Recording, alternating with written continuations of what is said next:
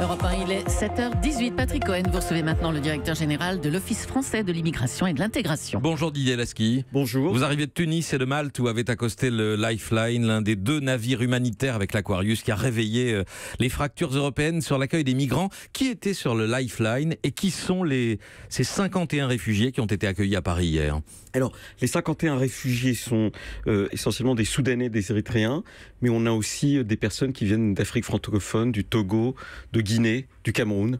Voilà, ce sont des personnes qui ont été, je dirais, auditionnées par l'OFPRA et donc qui sont sûres d'obtenir le statut de réfugié en France. Qui ont été considérés comme étant éligibles au droit d'asile, c'est-à-dire parce que ils viennent de pays en guerre où il y a des persécutions, en fonction des grilles de l'OFPRA, ils peuvent avoir un besoin personnel de protection en fonction de leur situation particulière, mais aussi venir de zones où il y a des tensions comme le Soudan et l'Érythrée. Aux côtés des Soudanais, des Érythréens qui vivent donc effectivement des situations de guerre et de répression, pour rappeler ce que c'est que l'Érythrée, c'est une prison à ciel ouvert comme on dit souvent, il y a des ressortissants d'Afrique du Nord, donc des Tunisiens, des Algériens, des Marocains. Alors pas sur le Lifeline, mais sur l'Aquarius. Sur l'Aquarius, effectivement, oui. Et aujourd'hui, c'est pour ça que j'étais à Tunis, la première nationalité qui débarque en Italie, ce sont les Tunisiens devant les Érythréens, et donc ce ne sont pas des personnes, enfin sauf cas particuliers qui sont éligibles à l'asile, mais ce sont des migrants économiques. C'est la situation particulière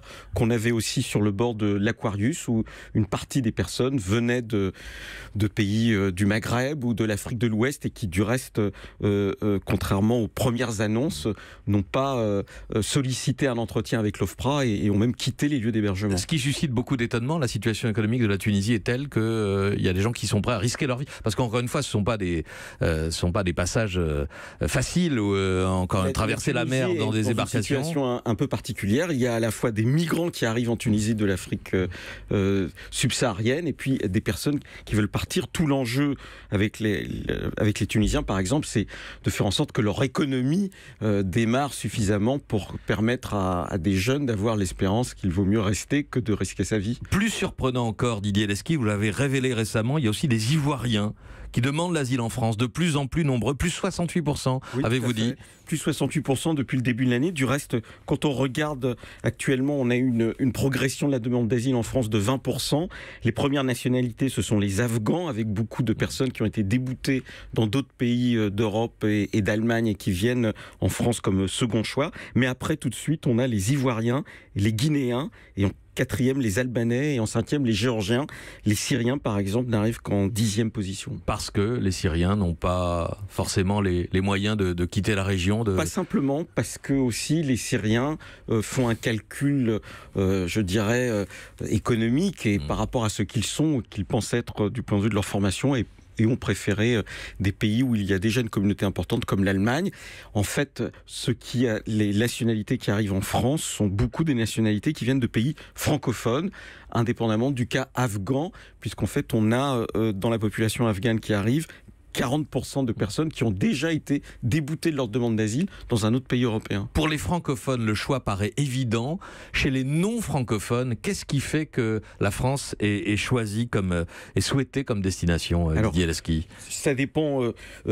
Ce qui compte souvent, c'est l'existence ou non déjà d'un groupe, d'un début de communauté dans le pays d'accueil, avec des solidarités qui peuvent exister. Mais aujourd'hui, parmi les non-francophones, les nationalités qui sont les plus importantes dans la demande d'asile, ce sont les Albanais et les Géorgiens, c'est-à-dire deux pays qui demandent à rentrer dans l'Union européenne et pour lesquels on a supprimé l'obligation de visa pour rentrer en France et qui donc arrive de manière très importante. C'est pour ça que Gérard Collomb a rencontré il y a quelques jours le ministre de l'Intérieur géorgien pour lui dire qu'on ne pouvait pas à la fois demander d'accéder à l'Europe et en même temps avoir ce type de filière en fait qui viennent en France. En tout cas, il y a un travail à faire pour distinguer ce que vous avez appelé vous-même tout à l'heure les migrants économiques des véritables réfugiés qui peuvent prétendre à un asile en France. Ce travail, il est fait par l'OFPRA, mais il est fait de manière rigoureuse et on arrive à cette situation où actuellement on a 129 000